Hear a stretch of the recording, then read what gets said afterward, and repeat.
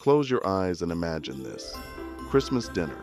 The turkey is perfectly carved on the table, the fire is crackling in the hearth, and the tree is glowing softly in the corner.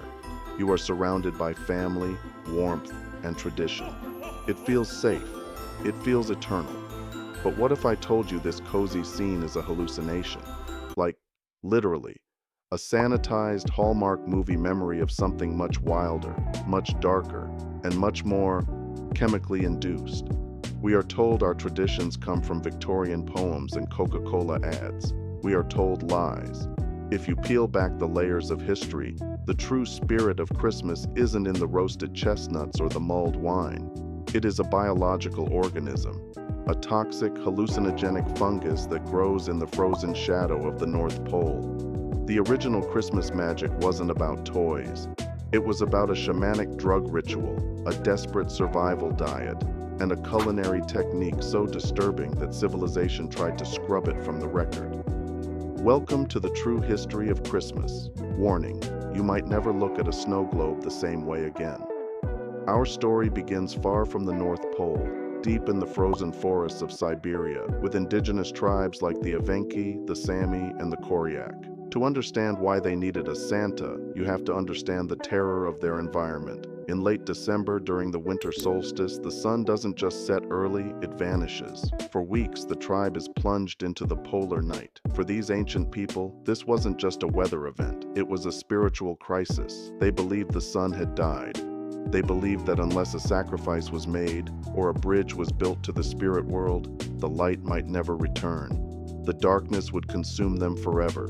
To combat this existential dread, the tribe looked to the only person capable of navigating the void, the shaman. The shaman was more than a priest. He was a doctor, a judge, and a cosmic diplomat. And for the high holy day of the solstice, he had a very specific uniform. He wore thick, warm coats made of reindeer pelts. But not just any pelts. They were dyed a deep blood red, symbolizing the returning sun, and trimmed with spotted white fur. He was the original man in the red suit, but he didn't bring toys. He brought a method to escape the darkness. To perform the ritual that would bring back the sun, he needed to gather the holy sacrament, the key to the other side. He went into the forest to find the Amanita muscaria mushroom. If you've ever seen one, you know it looks almost artificial. A bright crimson cap with distinct white warts. It stands out against the white snow like a beacon. And biologically, this mushroom has a mycorrhizal relationship with coniferous trees. It cannot be farmed. It can only be found growing wild at the base of the pine and the spruce. So, when the villagers looked into the forest, the first gifts they ever saw under a Christmas tree weren't wrapped in paper. They were the red and white packages of nature waiting to be harvested. But there is a chemistry problem. Fresh Amanita contains ibotenic acid. It is toxic. To make it safe and psychoactive, it must be dried.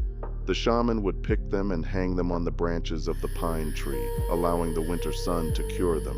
Look familiar? The original Christmas ornaments weren't glass bulbs or tinsel. They were drying psychedelics, hung with care, preparing for the night of the trip.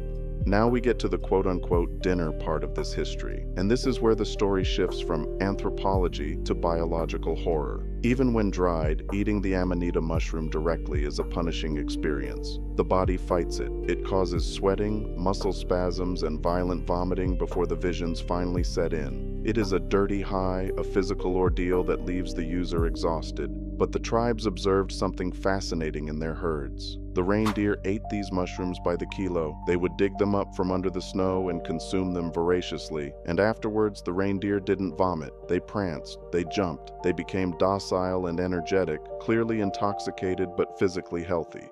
The shaman realized that the reindeer's digestive system, specifically the liver, acts as a biological filter. It metabolizes the toxic ibotenic acid into muscimol, the compound that provides the clean spiritual hallucination, and then excretes it in the urine. So the shaman made a discovery that would change the history of the Arctic. The most efficient, safe, and potent way to consume the Christmas sacrament was to drink the urine of the reindeer. This was the holy grail of the tundra, a filtered, potent cocktail that allowed the shaman to enter a trance state without the sickness. And the cycle didn't stop there. The human body is also an imperfect filter. We don't fully metabolize the drug either. So, after the shaman drank the reindeer urine and had his vision, his urine would still contain the potent filtered muscimol. The tribe would then drink the shaman's urine to share in the experience. It became a form of currency. In fact, historical records from travelers in the 1700s describe a urine economy. The rich Koryak tribesmen would buy the mushrooms and get high. The poor, who couldn't afford the mushrooms, would wait outside the tents of the rich with wooden bowls, waiting for them to relieve themselves so they could partake in the second pass of the magic. It was the ultimate communal feast. A single dose could keep a whole village flying for days as it was passed down the line. Don't eat the yellow snow isn't just a joke. It is a forgotten rule of a sacred and economically vital ritual. So what happens when you drink this filtered brew? The answer creates the entire architecture of our modern Christmas. The most common reported sensation of the Amanita trip is a condition called macropsia, where objects appear massive or tiny, a distortion of scale that Alice in Wonderland famously depicted. But alongside this comes the physical sensation of weightlessness, the sensation of flying. In his deep trance, the shaman believed he was spiritually ascending. He was leaving his body to travel to the upper world, the realm of the gods, to bargain for the return of the sun. And how did he get there? He didn't fly alone. His spirit guides in the physical world were the reindeer. In the hallucinogenic state, the shaman perceives himself being pulled through the celestial sky by these beasts.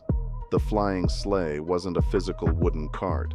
It was a shared astral projection. But the journey gets even more specific. In the center of the Siberian yurt, their home, there is a large central pole that supports the roof. This pole was known as the Axis Mundi, or the World Tree. It was seen as the physical connection between the underworld, the earth, and the North Star, Polaris, at the very top of the sky.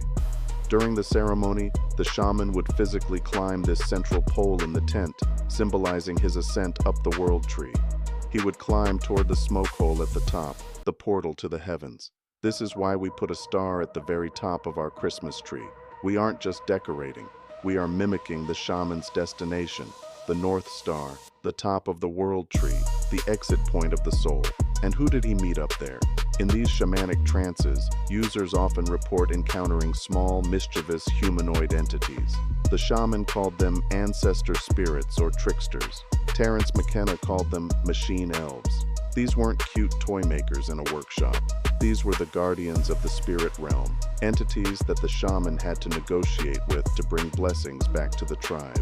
The modern image of the Christmas elf is a sanitized, Disney-fied version of these interdimensional entities that lived in the shaman's mind.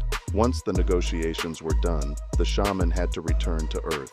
He had to bring the gifts, the wisdom, and the prophecy back to his people. Which brings us to the delivery mechanism. In the deep Siberian winter, the snowdrifts are massive. They can bury a yurt all the way to the roofline. The front door is completely blocked. In the dead of winter, the only way in or out of the home is through the smoke hole in the center of the roof. So, the shaman, returning from the forest with his sack of dried mushrooms, would physically climb the roof and drop down the chimney to enter the home. As he slid down into the fire pit, he would be covered in soot and ash. Does that ring a bell? He was dressed all in fur, from his head to his foot, and his clothes were all tarnished with ashes and soot. That isn't just a rhyme from a poem, it is a description of a man entering a home through the only available entrance. And finally, if the mushrooms in his sack were still a bit damp from the snow, the family would take them and place them inside their wool socks, hanging them near the fire to dry out quickly, stockings by the fire, Santa coming down the chimney, the star on the tree, the flying reindeer, the elves. It is all there. It isn't a collection of random myths. It is a step-by-step procedure of a specific drug ritual. Over centuries, as these traditions moved south and merged with expanding Christianity, they were scrubbed clean. The pagan shaman became Saint Nicholas, a bishop. The psychedelic mushrooms became candy canes. The filtered urine became eggnog. The machine elves became toy makers. We replaced the internal spiritual gift of the shaman's vision with the external plastic gift of modern consumerism.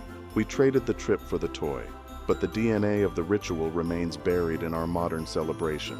We still worship the pine tree inside our homes. We still decorate with red and white. We still wait for a magical flight on the darkest night of the year. And perhaps, deep down, we keep these traditions because we are still afraid of the dark. We are still waiting for the man in the red suit to come down the chimney and remind us that the sun will return. We think we are having a cozy Victorian dinner, but we are actually the sober descendants of a psychedelic mystery cult, reenacting a survival ritual we have forgotten. Merry Christmas, and please subscribe to Human Eats History for more historical bites of information about our favorite foods.